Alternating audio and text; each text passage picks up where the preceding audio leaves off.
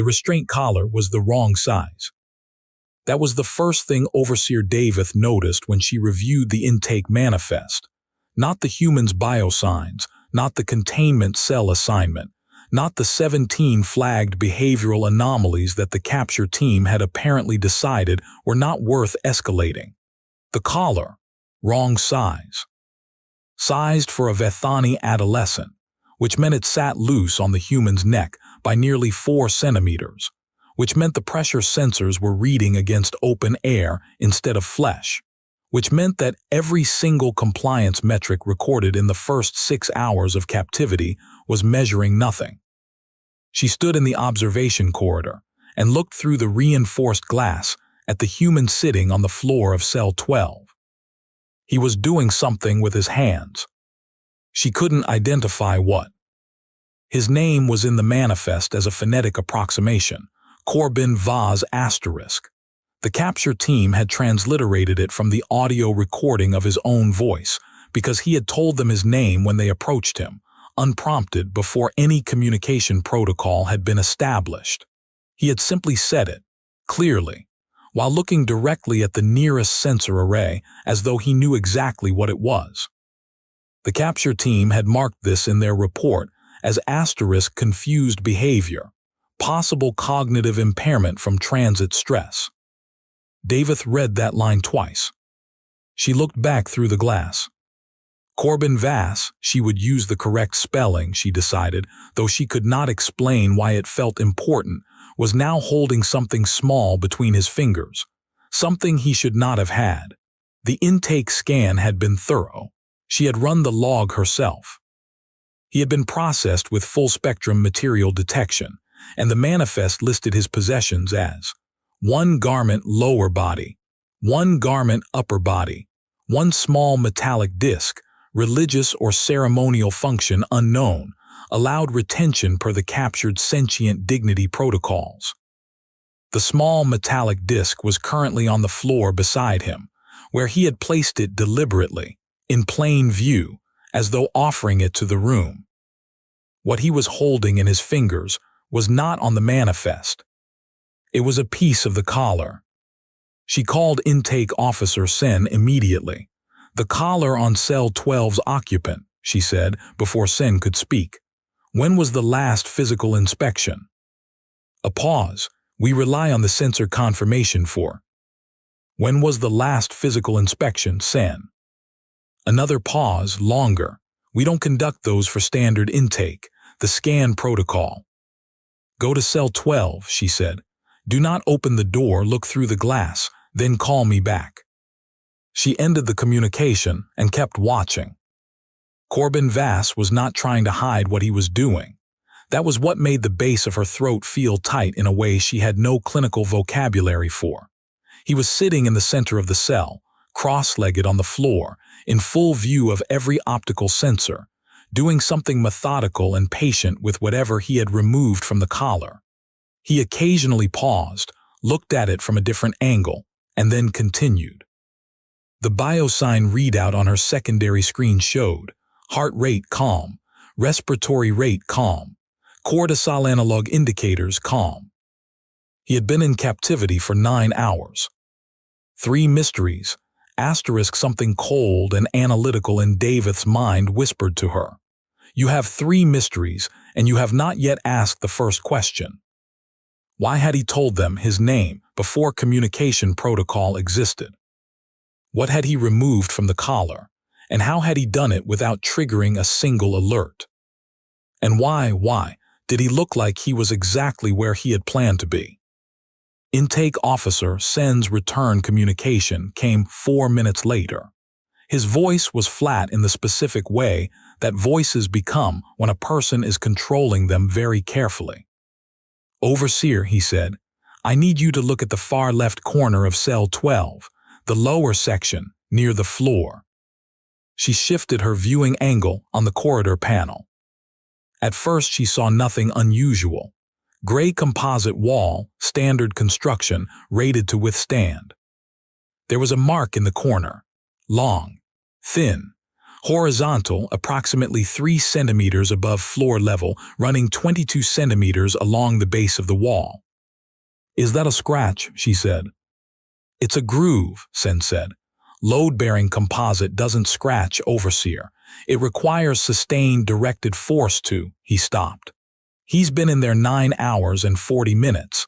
The groove is approximately 4 millimeters deep." She looked at Corbin Vass. He was still sitting in the center of the floor, patient as geology, doing his careful work with the thing in his hands. "He was measuring," she said, "not a question."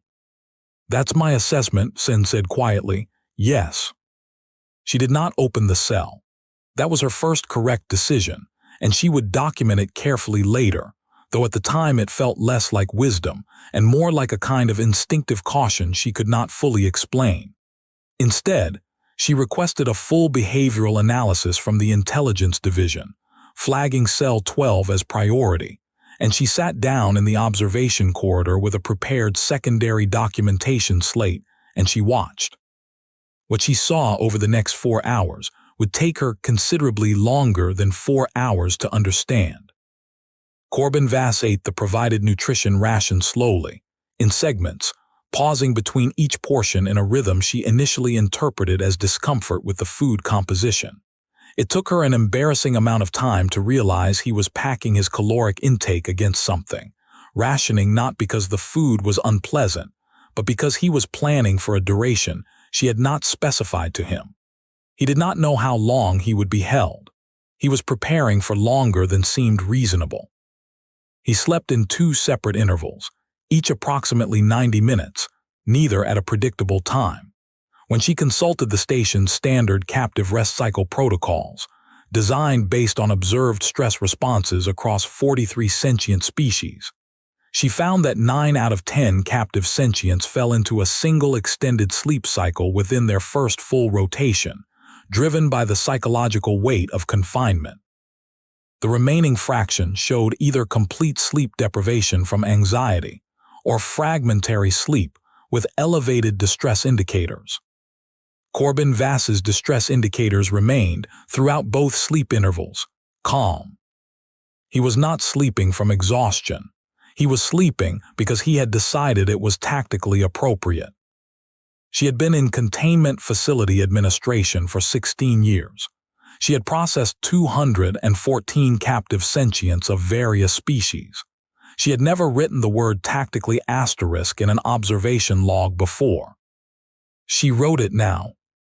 At the 11-hour mark, he looked directly at the primary optical sensor in the upper right corner of Cell 12, not near it, not approximately at it, but at it, with the precise angular calibration of someone who had located it deliberately.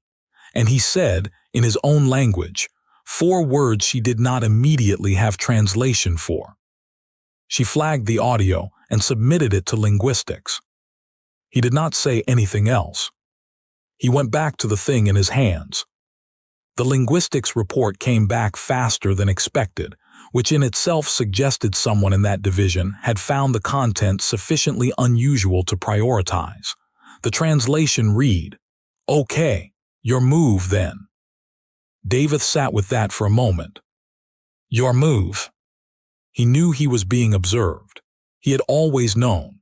He had been observed for 11 hours, and he had spent those 11 hours not panicking, not attempting obvious escape, not demanding communication, instead measuring walls, rationing food, sleeping in tactical intervals, and removing components from a collar that he had apparently identified as incorrectly sized before anyone on her staff had noticed. And now he was telling her, telling the sensor, telling whoever watched behind it that he was waiting. She made her second correct decision. She went to talk to him herself. The translation interface was standard diplomatic hardware, slow on idiom but reliable on structure. She wore it as an earpiece. She stood outside the door of Cell 12 and activated the external communication port, which allowed her voice to be transmitted into the cell without requiring her to open anything. Corbin Vass, she said. He looked up, not at the speaker grill at the door. The speaker grill was to his left. The door was straight ahead. He looked at the door. "I'm Overseer Davith," she said. "I'd like to understand the groove in your wall." A pause. The translation interface rendered what followed as, "I'd like to understand why my collar doesn't fit." She felt something that she would later categorize, after much deliberation, as the first real discomfort of this entire situation. Not the groove, not the component he'd removed, the question he'd answered her question with, and the implication that he'd been waiting for someone to arrive so he could ask it. "The sizing was an error," she said. "I know," he said. "I'm asking why." "It was a logistics error during intake." Another pause, longer. The translation interface sometimes struggled with human tonal registers, but it was returning the closest approximation it could find. Skeptical, patient, unafraid. "You run a professional operation," he said. "The intake scan was thorough. 17 points of contact, mass spectrometry pass, full spectrum material check. Someone on your team knows collar sizing. It wasn't a logistics error." Davith said nothing for 3 full seconds. "So either," Corbin Vass continued, in the same calm conversational register he might use to discuss whether someone sized it wrong on purpose and is watching to see what I do with the slack, or someone sized it wrong by accident and hasn't noticed yet. He paused. "Which is it?" She said, "Which do you think?" "I think," he said, "that you're standing on the other side of this door, not in a remote observation room, which means you came specifically to talk to me, which means you noticed, which means it wasn't an accident." Another pause. "Which means this whole facility might not be exactly what I thought it was." The third correct decision she made was the one that felt the most wrong in the moment. She opened the door. He was smaller than she'd expected. The intake biometrics had given her dimensions, but dimensions on a document and dimensions in a room are different categories of information, and Corbin Vass in person was compact.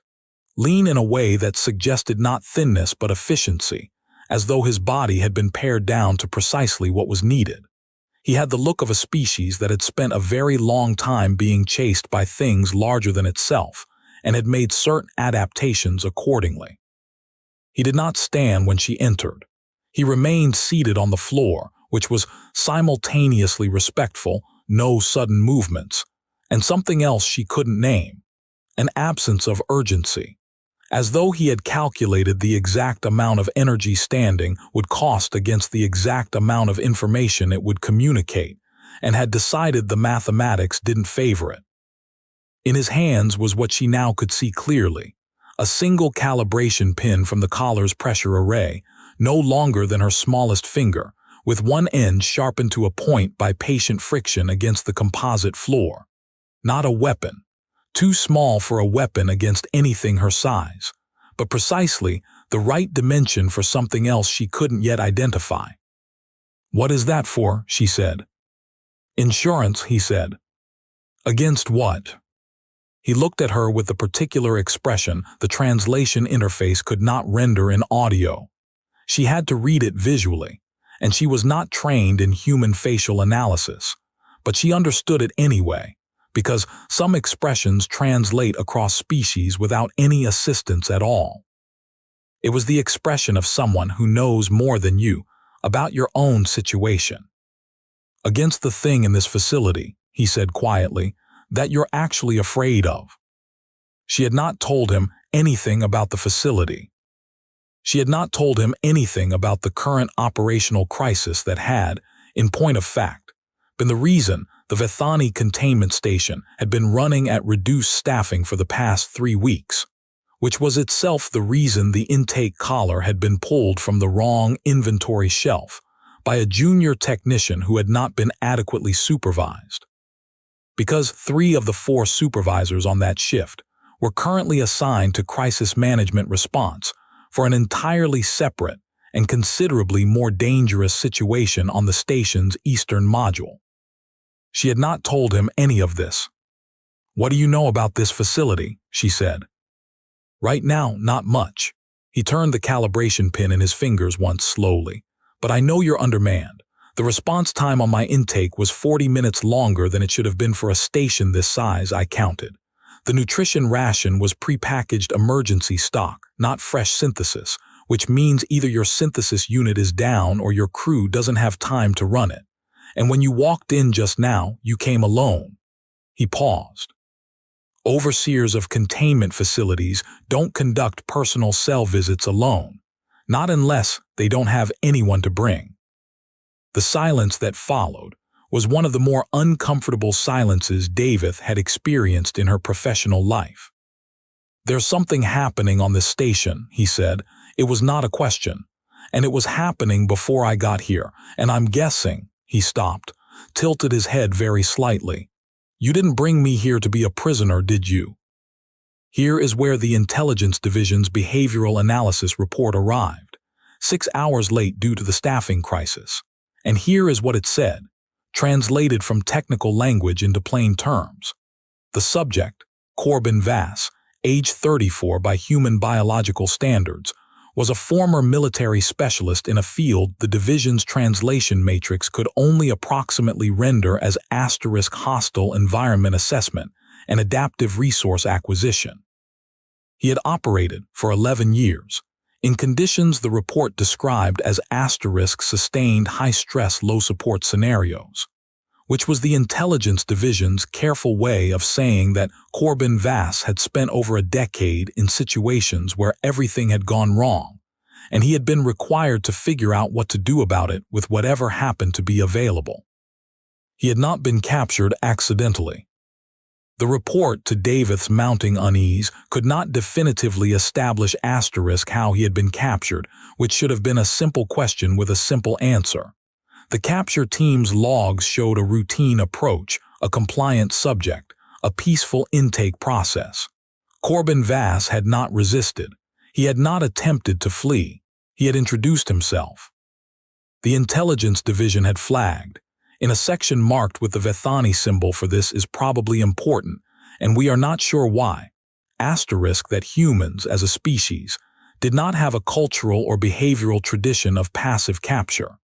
Every documented first contact encounter between Vethani personnel and human individuals had involved either negotiation or resistance. Never simple, quiet compliance. Never a man who sat down on the intake platform, said his name clearly to the nearest sensor, and waited. David read the final line of the report 3 times. Recommendation: recategorize subject from prisoner to status unclear, pending determination of subject's actual objective in allowing capture. Allowing capture. She looked up from the report. She was still in cell 12. Corbin Vass was still seated on the floor, patient as something very old and very certain of itself, turning the calibration pin in his fingers. "You let them take you," she said. "Yes," he said. "Why?" He looked at her for a long moment. Then he said, "Because something on this station is killing people, and I needed to get inside." The Eastern Module had been sealed for 19 days. This was not public information. It was not in any document that should have been accessible to someone captured in open space approximately 40,000 kilometers from the station's outer perimeter. It was certainly not information that should have been available to a human, given that humanity and the Vethani continuance were not, technically, at war, but were also not in any state of relationship that involved the sharing of operational security data. "How do you know about the Eastern Module?" David said, and her voice did not shake, which she was later proud of. "I don't know anything about your Eastern Module specifically," he said, "but something in a facility this size, running this understaffed and this stressed, is either a systems failure or a containment failure. And if it were systems, you'd have called for engineering support and the station would feel different. The vibration signature through the floor would be repair crews, not avoidance. People avoid the thing that's killing them. They root around it. You can feel it in the traffic patterns if you pay attention to sound for long enough." He had been here for less than 12 hours. "What have you been listening to?" she said. "Everything," he said simply. "I've been listening to everything since I got here." David made a decision that would later be evaluated, reviewed, debated across 4 separate continuance oversight committees, and ultimately entered into the Vethani institutional record as either the worst or the best judgment call in the station's operational history, depending entirely on which committee you asked. She sat down on the floor of Cell 12, across from him, and she told him about the Eastern Module. The entity in the Eastern Module did not have a designation yet because designating something required studying it, and studying it had already cost the station 4 researchers, 2 security officers, and the entire automated sensor network on that side of the station, which it had somehow learned to disable within 72 hours of first contact. It had been aboard a derelict continuance survey vessel that the station had tractored in for salvage assessment, standard procedure, done hundreds of times, never resulted in anything like this. It was approximately the size of a standard transport crate. It moved through solid composite walls by a mechanism no one had survived long enough to document fully. And it was, based on the behavior patterns the surviving crew had observed through the last remaining functional camera on the Eastern Module's perimeter, curious. Not aggressive, not territorial, curious in the way that a child might be curious about something small and fragile, which, from its apparent scale of perception, was exactly what the Vethani crew represented. "How many people are left on the eastern side?" Corbin said. "We believe 3, David said. "We've had no communication in 4 days." "You believe?" "We believe." He nodded slowly. "And you can't go in because the sensor network is down, so you'd be navigating blind, and you've lost enough people that you don't have the personnel to run a coordinated extraction." "That is correct. And you can't evacuate the station because we don't know if it can survive vacuum exposure, and if it can, releasing it into open space is not a risk the continuance is willing to accept." A silence. He looked at the calibration pin in his hands. "Okay," he said, "I need 3 things." The first thing he asked for was a full schematic of the station, which she provided because, at this point, the question of whether Corbin Vass was a prisoner was so thoroughly dissolved that the question felt embarrassing to even consider. The second thing he asked for was access to maintenance stores, specifically, certain categories of material that she initially read from the list with confusion, because they seemed unrelated to each other, and unrelated to anything she would have considered relevant. Chemical sealants, pressure tubing of a specific diameter, an electrical capacitor array rated for short-burst high-amperage discharge, 400 meters of conductive filament, and food. He wanted a specific quantity of food. The third thing he asked for was 6 hours alone, with the schematic before he would explain any of it. "Why 6 hours?" she said. "Because I need to learn the shape of this place," he said. "Every facility has a shape, not the physical layout, the shape of how it thinks, where it would feel safe if it were something that needed to feel safe, what it would move toward and what it would move away from. 6 hours and I'll know where it is." "How will you know?" He looked at her with that expression again, the one that translated without assistance. "Because I've done this before," he said. "Not with this specific kind of thing, but the problem is the same. Something is loose in a space you can't afford to lose, and it doesn't respond to force, and it's smarter than your automated systems." He paused. "Force won't work anyway. You've already tried force." She had not told him they had tried force. "We lost 2 security officers," she confirmed quietly. "Right," he said. "Because it's curious, not aggressive. Curious things don't respond to aggression the way aggressive things do. You can't scare something that isn't afraid of you. You have to give it something more interesting than the thing it's currently investigating. And you know what that is." He picked up the small metallic disc from the floor beside him, the one listed in the intake manifest as *religious or ceremonial function, unknown, and held it up so she could see it. It was plain, Unremarkable. A piece of worn metal with a small etching she couldn't read from this distance. "This is a coin," he said. "My grandfather gave it to me. It has no tactical value whatsoever." He set it back down. "But I've been rubbing my thumb across it since I got here because it reminds me of him, and that keeps me from thinking about the parts of this situation that would, if I thought about them too long, genuinely terrify me." A pause. "The thing in your Eastern module has been in there for 19 days with 4 dead researchers and 3 living ones, and a sensor network it disabled by apparently just being near it. It is not killing the living ones. It has had 19 days to kill the living ones, and it hasn't." He met her eyes. "It's keeping them, because they're more interesting alive. And the most interesting thing I can offer it is something it's never encountered before." "A human," she said slowly.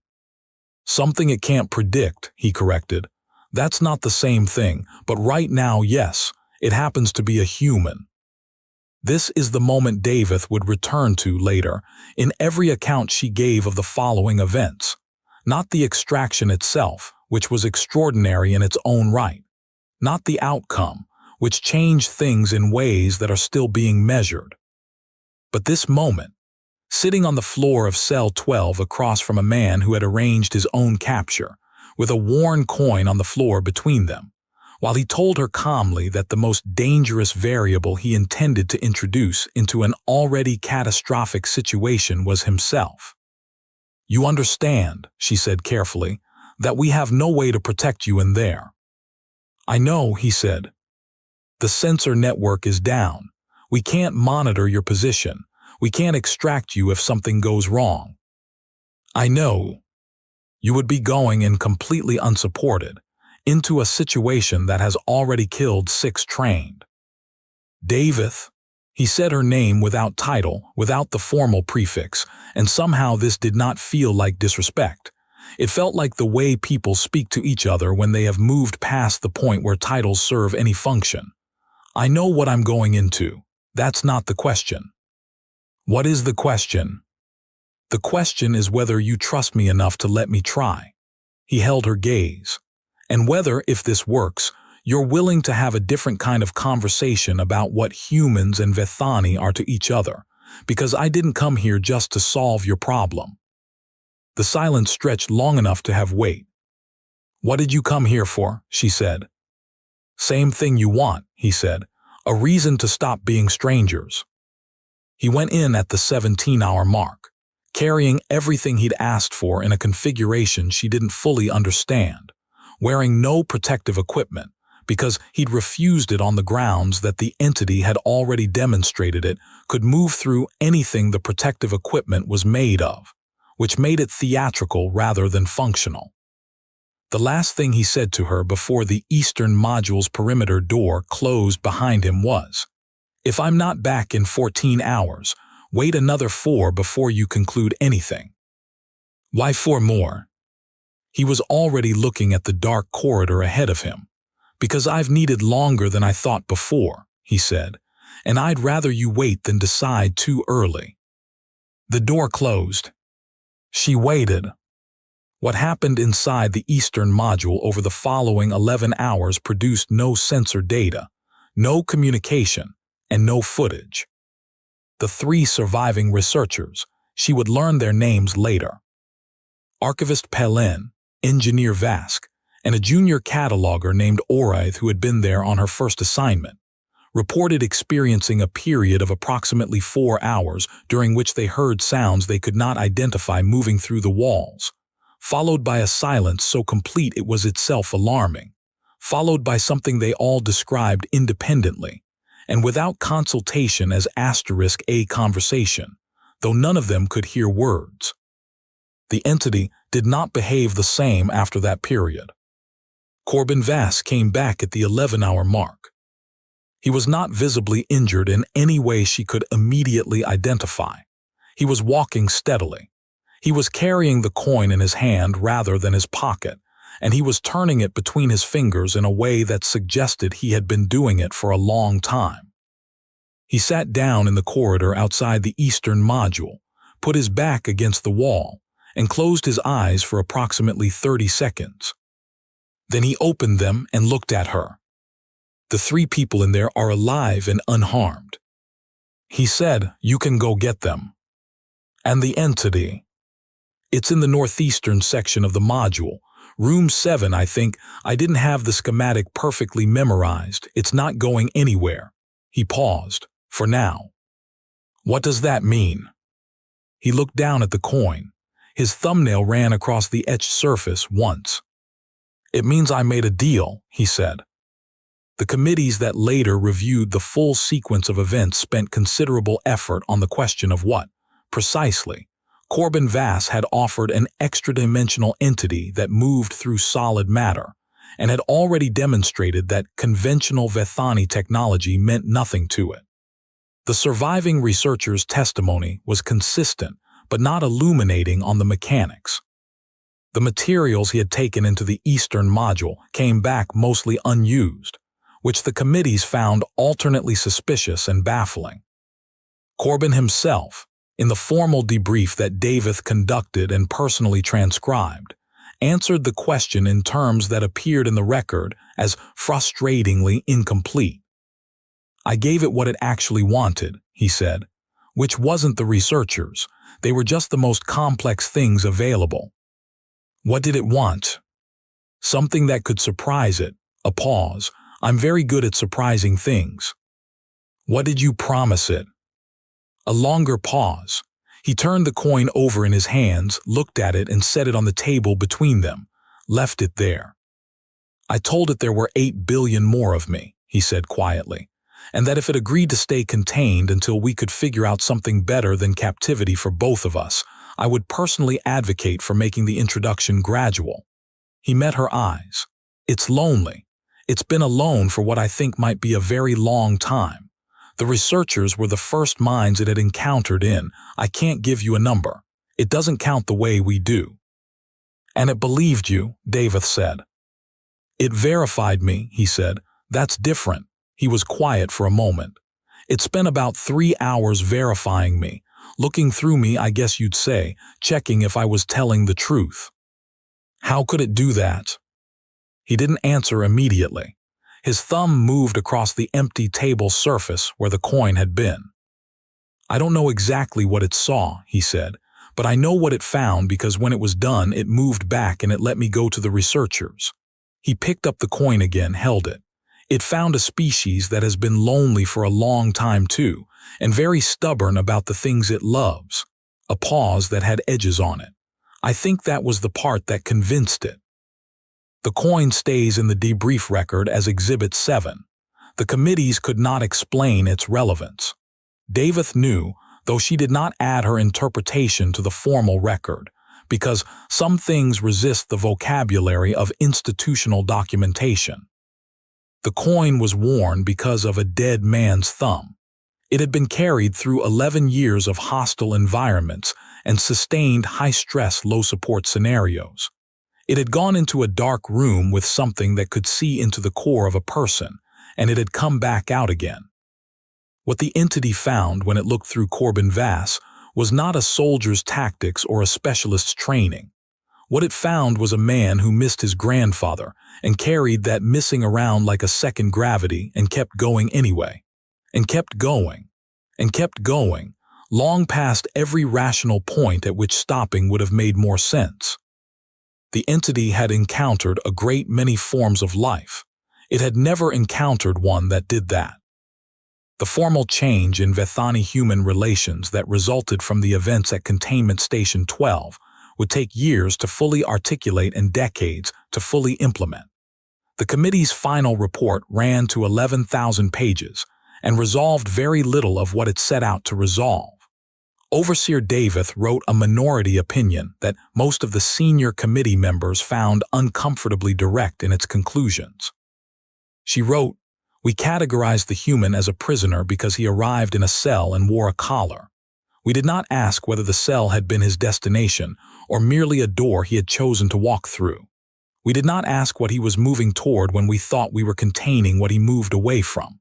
We made an error not of force or of intelligence, but of imagination. We could not conceive that something would choose confinement as a tool rather than experience it as a condition. She wrote the human was never our prisoner. We were briefly his. And then, because she believed in precision, and because she had sat on the floor of cell 12 with a worn coin between them and understood something she did not have the words for until this moment, she added, "He let us be because he needed us to trust him, and he needed us to trust him because he needed us.